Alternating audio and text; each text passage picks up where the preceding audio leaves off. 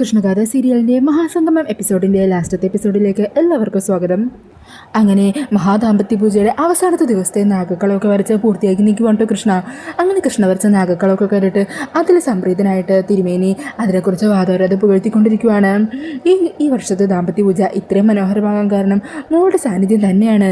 മോള് വരച്ച സർപ്പക്കളം, അതുപോലെ തന്നെ മോൾ ഈ പൂജയ്ക്കായിട്ട് ചെയ്ത ഓരോ കാര്യങ്ങളും, അതിനൊക്കെ എത്ര വാഴ്ത്തിപ്പാടിയാലും മതിയാവില്ല.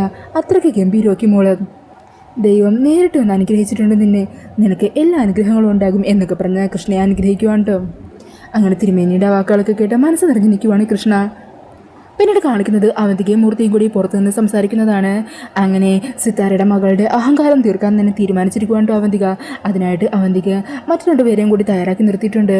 അങ്ങനെ മൂർത്തിയോടും ബാക്കി കൂടെയുള്ള രണ്ട് ഗുണ്ടകളോടും പറയണേണ്, ഞാൻ ഫോട്ടോയിലെടുത്തിനെ കാണിച്ചു തരാം. അവളെ തക്കം കിട്ടിക്കഴിഞ്ഞാൽ നിങ്ങൾ എല്ലാവരും കൂടി ചേർന്നിട്ട് അവൾ എവിടെയെങ്കിലും കൊണ്ടേ പൂട്ടിയിടണം. എന്നിട്ട് ഈ പൂജയൊക്കെ പൂർത്തിയാക്കി എല്ലാവരുടെ ഇറങ്ങുമ്പോഴേക്കും കാടിനുള്ളിലെ ഏതെങ്കിലും ഒരു സ്ഥലത്ത് വെച്ച് അവളുടെ ജീവനം എടുക്കണം.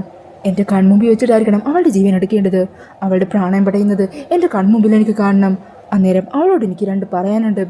എന്നോട് അവൾ അഹങ്കാരം കാണിച്ചില്ലേ, അതിൻ്റെ ശിക്ഷയാണ് അവൾക്കിപ്പോൾ കിട്ടുന്നതെന്ന് അവൾ അറിയണം. അതറിഞ്ഞുകൊണ്ട് വേണം അവൾ ഈ ലോകത്തുനിന്ന് എന്നേക്കുമായിട്ട് ഇല്ലാതാകാൻ. എൻ്റെ സ്വപ്നങ്ങളെല്ലാം തകർത്ത് ഞാൻ ആരാണെന്നുള്ള സത്യം സിത്താരക്ക് മുമ്പിൽ വെളിപ്പെടുത്തിയതല്ലേ അവൾ ഇനി ഈ ഭൂമിയിൽ വേണ്ട. മകളെ നഷ്ടപ്പെട്ടതോർത്ത് സിത്താര തേങ്ങണം.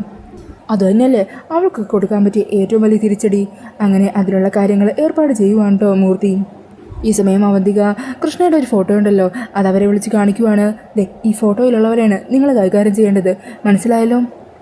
പിന്നീട് കാണിക്കുന്നത് പൂജ നടക്കുന്ന സ്ഥലത്തേക്ക് നവീനും ഗാഥയും സിത്താരയും അതുപോലെ എല്ലാവരും എത്തുവാണ് കേട്ടോ. ഈ സമയം കൃഷ്ണയും പൂജ നടക്കുന്ന സ്ഥലത്ത് നവീൻ്റെ കൺമുമ്പിലൊന്നും പെടാതെ മറഞ്ഞു നിന്ന് ആ കാര്യങ്ങളെല്ലാം വീക്ഷിച്ചുകൊണ്ട് നിൽക്കുവാണ്. അങ്ങനെ പൂജാരി കർമ്മങ്ങളും മറ്റും തുടങ്ങുവാണ്. അതിനുശേഷം ദാമ്പത്യ പൂജ എടുക്കുന്നവരോടൊക്കെ അവിടെയുള്ളൊരു കുടമുണ്ട്, സിന്ദൂരം നിറച്ച കുടം, അതെടുത്ത് ഭഗവാന് മുമ്പിലേക്ക് സമർപ്പിക്കാൻ പറയുവാണ്. അങ്ങനെ ഗാഥയും അർച്ചനയ്ക്ക് ആ ഒരു സമർപ്പണമൊക്കെ നടത്തുന്നുണ്ട് കേട്ടോ. ഈ സമയം കൃഷ്ണയും മോളിക്കുട്ടിയും പറയുന്നുണ്ട്, എന്താണെങ്കിലും മോളിക്കുട്ടി ഇനി അധികം നേരം ഇവിടെ നിൽക്കണ്ട, നിന്ന് കഴിഞ്ഞാൽ വീണ്ടും എന്തെങ്കിലും അബദ്ധം സംഭവിക്കും, നമുക്കിപ്പോൾ തന്നെ ഇറങ്ങാം, വേഗം വാ. അങ്ങനെ പറഞ്ഞ് കൃഷ്ണ മോളിക്കുട്ടീനെയും കൂട്ടി അവിടെ നിന്നും പുറപ്പെടാൻ തുടങ്ങുമായിരിക്കും. അന്നേരം അവന്തിക ഏർപ്പാടാക്കിയ ഗുണ്ടകളുണ്ടല്ലോ, അവർ കൃഷ്ണയുടെ മോളിക്കുട്ടിയുടെയും പിന്നാലെ ചെല്ലുന്നുണ്ട്. അങ്ങനെ അവർ ഒരു സ്ഥലത്ത് മറഞ്ഞു നിൽക്കുവാണ്. ഈ സമയം മോളിക്കുട്ടി അതുവഴി അവളുടെ റൂമിലേക്ക് പോകുവാണ്. എന്നാൽ കൃഷ്ണ അതുവഴി വരുമ്പോഴേക്കും കൃഷ്ണയുടെ വായു മൂക്കൊക്കെ പൊത്തിപ്പിടിച്ച് കൃഷ്ണയെ അവിടെ നിന്നും പൊക്കിക്കൊണ്ട് പോകുവാണ് കേട്ടോ ആ ഗുണ്ടകൾ. അങ്ങനെ കൃഷ്ണയെ പിടിച്ച് വലിച്ചുകൊണ്ട് ഒരു റൂമിൽ കൊണ്ടുപോയി പൂട്ടിയിടുന്നുണ്ട്. ഇതേ സമയം അർച്ചനക്കും കൃഷ്ണയുടെ പിന്നാലെ ഗുണ്ടകൾ പോയത് കണ്ട് സംശയം തോന്നി അർച്ചനയും കൃഷ്ണയുടെ പിന്നാലെ തന്നെ വരുമായിരിക്കും. അങ്ങനെ ഈ കാഴ്ച കണ്ട് കൃഷ്ണയെ ഫോളോ ചെയ്ത് അർച്ചനയും ആ റൂമിൻ്റെ ഫ്രണ്ടിലെത്തുവാണ്. ഈ സമയം ഗുണ്ടകളാണെങ്കിൽ ആ റൂമുണ്ടല്ലോ പുറത്തുനിന്ന് ലോക്ക് ചെയ്ത് അവരവിടെ നിന്നും പോകുവാണ്. അന്നേരം കൃഷ്ണയാണെങ്കിൽ അതിൻ്റെ അകത്ത് നിന്ന് ഒച്ചയെടുക്കുക, ആരെങ്കിലും ഒന്ന് രക്ഷിക്കണേ. ഈ സമയം അർച്ചന അങ്ങോട്ടേക്ക് ഓടി വരിക. കൃഷ്ണേ നീ പേടിക്കണ്ട, നിന്നെ ഞാൻ എങ്ങനെയെങ്കിലും രക്ഷിക്കാം. അങ്ങനെ പറഞ്ഞ് അവിടെയുള്ളൊരു കല്ലെടുത്ത് ആ ലോക്ക് ഇടിച്ചു പൊളിക്കുവാണ്. എന്നിട്ട് ഡോർ തുറന്ന് കൃഷ്ണനെ പുറത്തിറക്കുക. കൃഷ്ണേ ആരവരൊക്കെ എന്തിനാ നിന്നെ ഉപദ്രവിക്കാൻ ശ്രമിക്കുന്നത്?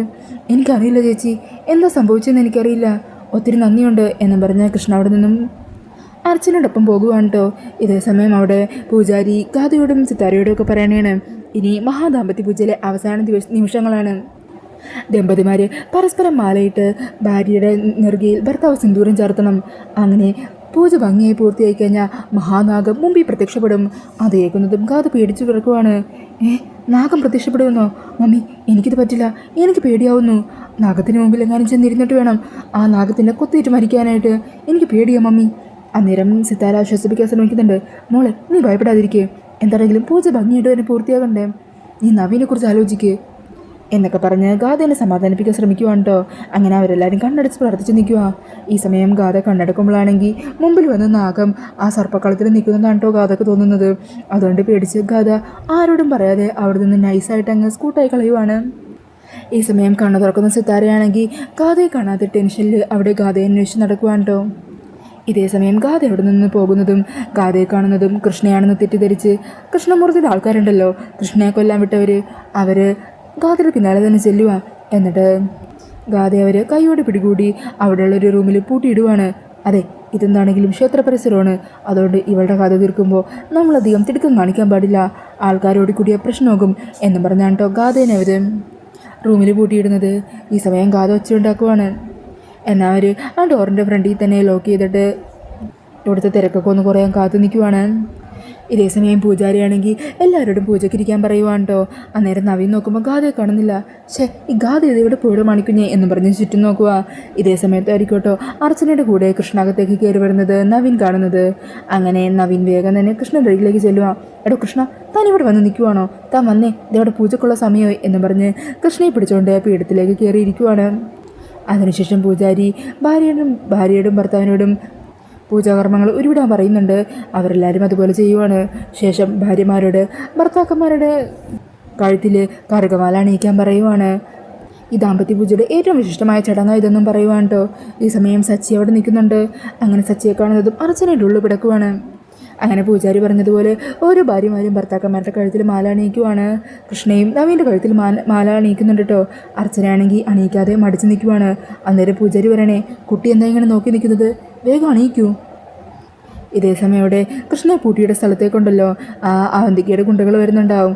അന്നേരം ഒരിക്കലും അവിടെ കൃഷ്ണമൂർത്തിയുടെ ഗുണ്ടകൾ അവിടെ നിൽക്കുന്നത് കാണുന്നത്.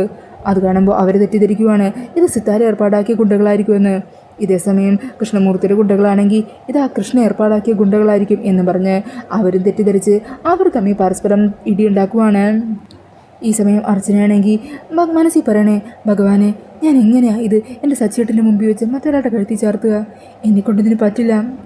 പക്ഷേ ഞാൻ ഇത് ചെയ്യാതിരുന്നാൽ അത് മറ്റുള്ളവർക്ക് സംശയം ഉണ്ടാക്കും. അങ്ങനെ മനസ്സോടെ അർച്ചന മാലയും കയ്യിലെടുത്ത് ഗോകുലിന് നേരെ ഇങ്ങനെ ചാർത്താനായിട്ട് നിൽക്കുക.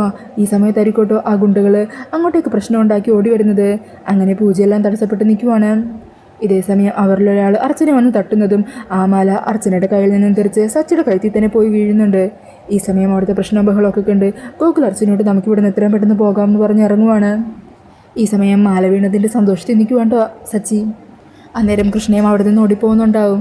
അങ്ങനെ അമ്പലത്തിൽ ആ ബഹളമൊക്കെ കണ്ട് ടെൻഷനിൽ നിൽക്കുവാണ് അവന്തിക. പെട്ടെന്നായിരിക്കും അവിടെ ഒരു നാഗം പ്രത്യക്ഷപ്പെടുന്നത്.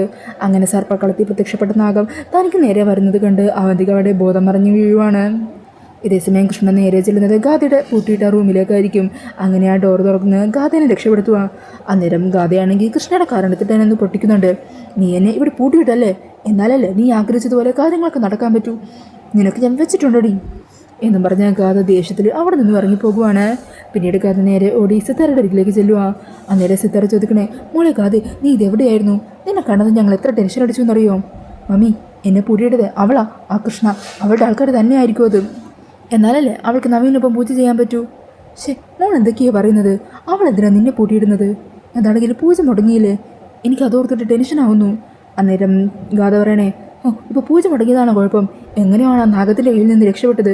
മമ്മി വേഗം വന്നേ, നമുക്കിനി ഒരു നിമിഷം പോലും ഇവിടെ നിൽക്കണ്ട, എത്രയും പെട്ടെന്ന് തന്നെ ഇവിടെ നിന്ന് പോകണം എന്ന് പറഞ്ഞ് കാറിൽ കയറാൻ പറഞ്ഞ് നിർബന്ധിച്ച് മമ്മീനെ വിളിച്ച് കാറിൽ കയറി അവിടെ നിന്നും പോകുവാണ്ടോ ഗാഥ. അപ്പോൾ ഇതൊക്കെ കാണിച്ചുകൊണ്ട് മഹാസംഗമ എപ്പിസോഡ് തീർന്നിരിക്കുകയാണ്. ഇന്നത്തെ കൃഷ്ണഗാഥയുടെ എപ്പിസോഡുമായിട്ട് അടുത്ത വീഡിയോയിൽ വരാം. അപ്പോൾ ഈ ഒരു റിവ്യൂ ഇഷ്ടമായിട്ടുണ്ടെങ്കിൽ മറക്കാതെ വീഡിയോ ഒന്ന് ലൈക്ക് ചെയ്യണേ. ഇതുപോലുള്ള കൂടുതൽ റിവ്യൂസിനായിട്ട് ഈ ചാനലൊന്ന് സബ്സ്ക്രൈബ് ചെയ്തും കൂടി സപ്പോർട്ട് ചെയ്യണേ. താങ്ക്